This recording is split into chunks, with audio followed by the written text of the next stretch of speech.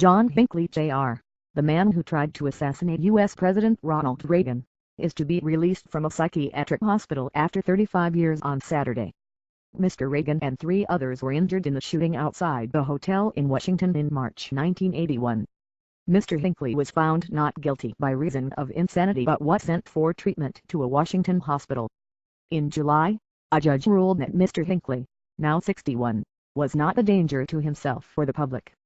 Mr. Hinckley had already been spending 17 days a month at his mother's home in Virginia under strict conditions.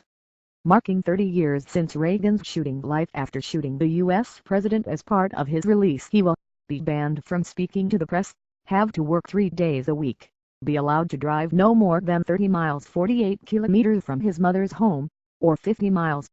If accompanied, see a psychiatrist 2 times a month. The shooting, just weeks into Ronald Reagan's presidency, shocked the world. Mr. Reagan was shot in the lung, but recovered. His press secretary James Brady was shot in the head, suffered brain damage and used a wheelchair for the rest of his life.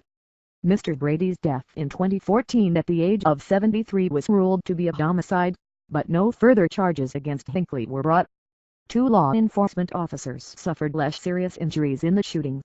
U.S. District Judge Paul Friedman's judgment points to medical assessments which showed that Mr. Hinckley had had no symptoms of active mental illness since 1983. He had shot the president in an apparent bid to impress the actress Jodie Foster, with whom he had an obsession and whom he had subjected to what would now be termed stalking.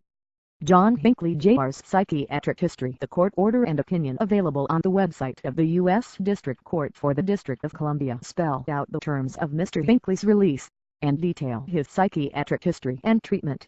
He was diagnosed with acute psychosis, major depression and narcissistic personality disorder. He has been in full, stable and sustained remission from the first 2 diagnoses for more than 2 decades.